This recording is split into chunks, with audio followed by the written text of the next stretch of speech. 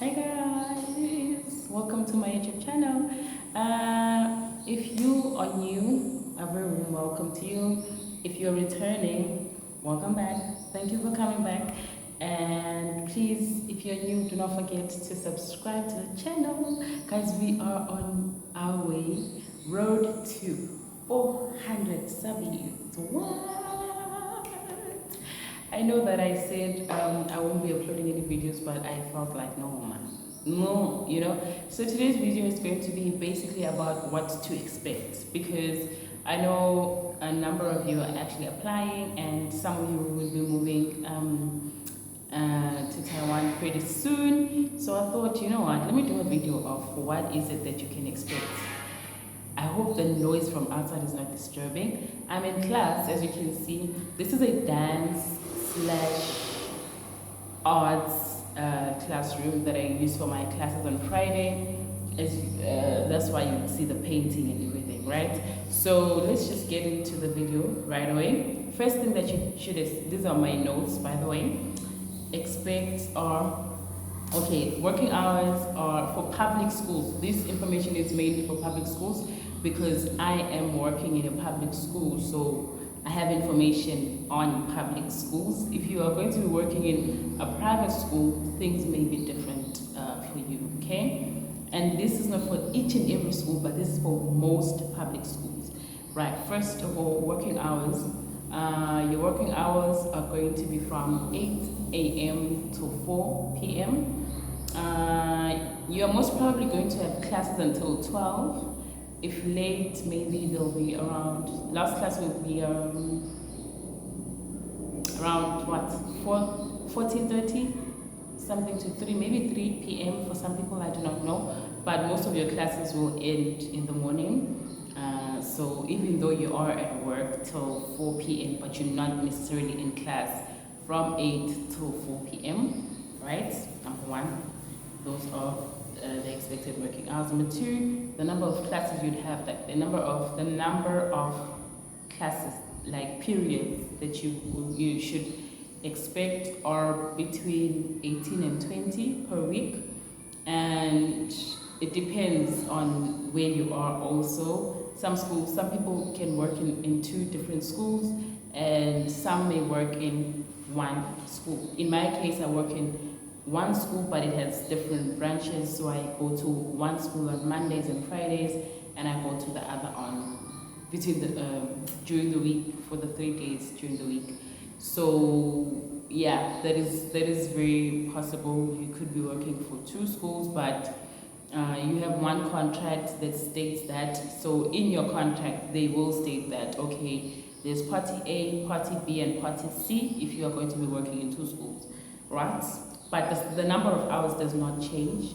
If it's 20, it's going to be 20. They find a way of spreading them across, right? And then technology, guys. You might, if you're not too technologically inclined, or you might want to actually familiarize yourself with that, because you are going to be exposed to a lot of that in classes. Yes, we do have these boards which we do use, which are very popular in South Africa, the most common, but you also use these, okay, a lot. So you might want to familiarize yourself with technology, because maybe some of your lessons, it may be wise for you to actually get used to like preparing slides and presentations instead of you like teaching, I don't know, using what, paper and blackboard or whatever. I would really recommend that you familiarize yourself with technology, because in as much as using a smart board may be easy, but you would have had to prepare, your classes in advance and everything.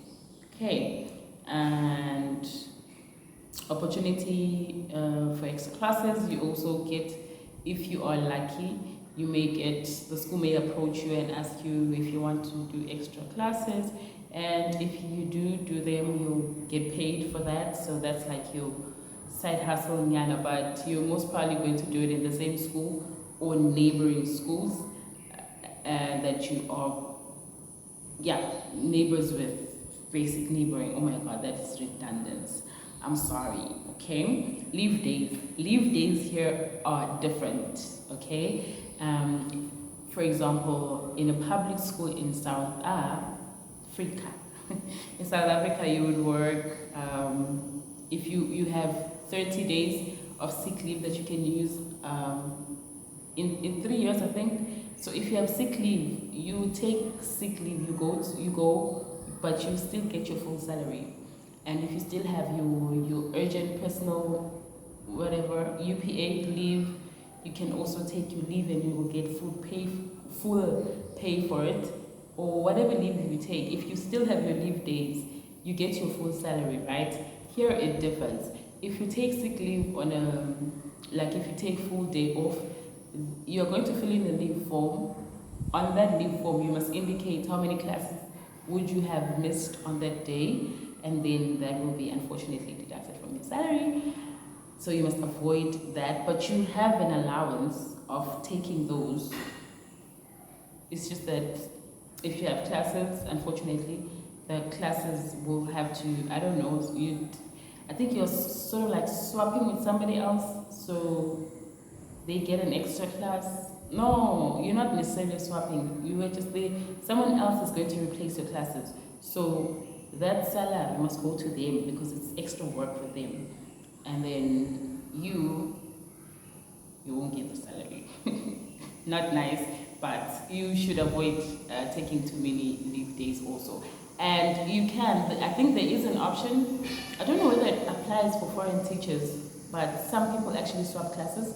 So if my classes were, if I had 2 classes yesterday and then I can swap with somebody else tomorrow and say, can I take your afternoon classes tomorrow? You take my classes today. But I do not know how that one works. I've never tried it before.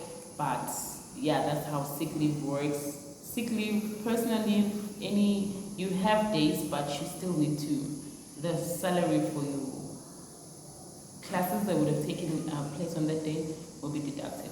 But on days where you do not have classes, I do not know what really happens actually. And also we have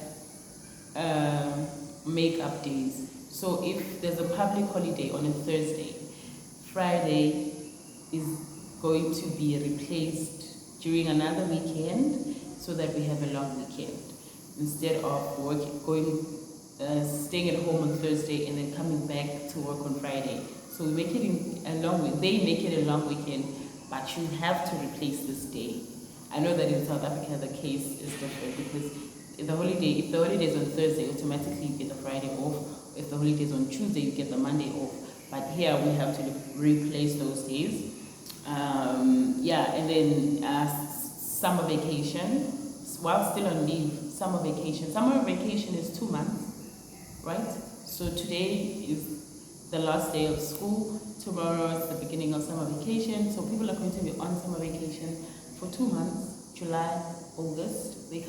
Students are coming back at the end of August, unless they have summer camps and all of those things, but they are on vacation. Some teachers also, but for foreign teachers it may differ. It differs actually. It's either you work, like myself, I'm going to have to work until the 15th of July, I'll be at work, helping with the summer camp and everything, but I won't be having like formal class. And then in August, people will come back at the end of August, but I have to come back the last 2 weeks of August. So basically, summer vacation is 2 months, but you get a month of actually being at home and not coming to work. For the first 2 weeks of July, you're at work, and last 2 weeks of August, you are at work. But for some people, it may be different also. Like, they may have to work the whole of July, and then I don't know what happens to their August. I don't know, because I heard someone saying that she's actually working till the end of July. I have no idea how that one works. But yeah, even though it does state that summer vacation is 2 months, but you don't get the full 2 months, and you can actually use your leave days. You have, I think, 11 that you can get leave days, like paid leave for summer. You can use them in summer, during summer vacation, or during winter vacation, I think. But those days, it depends also on how long you've been in Taiwan. I haven't been here for a full year, a full academic year, so I do not qualify for all the days. I do have a few days, but it's not 11 days. I think mine are halved, so I have, I don't know, 6 days, I think. So it depends on how long you've been. If you did complete your 11 months, you are eligible for, I think it's 11 if not 14 days. I'm not quite sure, guys. But then you can use those. So if I had that days, I could start my vacation today also, not work next week, not work the other week, and then come back towards when August, when my contract begins. Very different, right? Yeah, and you do not get paid for 1 month in a year. So if your contract is, it ends in July and then it begins in August. I mean, it does end in July and begin in August, but you only get paid for the days you worked in July and for the days you worked in August. So there's like a month of not being paid or whatever, but it's really not that, it's not that much of a big deal. It is a month, but I mean, if you plan ahead, it's actually good, because your contract is 11 months in actual fact. It's not 12 months, it's 11 months. So there's this 1 month that is your vacation that is hanging, so you don't get paid for that. I don't want people to be now thinking, oh my god, you do get some salary for July and some salary for August, but there are 4 to 5 weeks in which you are not going to be working. You will not be getting a salary for that. And then last one, these are just additions. This has nothing to do with necessarily teaching and whatever, but here you would find students in the office in the morning. Most every day actually, they'll be like there. You'll be asking, there's so many students in the office. They clean the teacher's office, and teachers, we all sit in one office in my school, and then each person has their desk with their computer and everything. So they come in and then they sweep and everything, they clean the toilets. They're actually very independent. Like, students here are very, like, they know what to do. They know that they must clean, they know that they must take, when it's lunchtime, they are the ones who go and fetch their lunch from the kitchen, bring it near their classes, and then they line up, and then it's like a buffet kind of situation going on. And yeah, man, and then they just go and dish up for themselves, and then they go to their classes and eat, which is quite different from South Africa. They go inside and they eat, and then they're done, they brush their teeth, and then they have nap time. That's another thing that I wanted to talk about. Nap time. You get nap time, guys. You get to sleep after lunch. Immediately after lunch, you get, I don't know how many minutes it's supposed to be actually, because usually after lunch I do not have classes. So I nap, and then I don't know, and then I wake up, and then I carry on. I think it's 20 minutes nap time for students, if not 30. So when they finish eating, everyone, if you walk around, you'll see everyone will be sleeping. Very interesting. Yeah. And some schools, they do not really wear, because uniform, uniform is usually worn from Monday to Friday, but in some schools they actually don't. They wear uniform on certain days, and then every other day they just wear their clothes. And yeah, those are some of the things that you can expect. Of course, there are more things. That's the bell ringing, and as you go, there are more things, but yeah, those are some of the things that I actually think that you might find interesting. And thank you for watching till this far. And if you are going on summer vacation today, Sakbongela. We congratulate you. So we still have 2 weeks before that happens. But it's fine, honestly. It really is okay. I don't mind. And yeah, guys, that brings us to the end of the video. I hope you enjoyed it. If you did, please do hit that like button. And again, if you have not subscribed, please do subscribe. We are on our road to 400 subs. Bye, guys.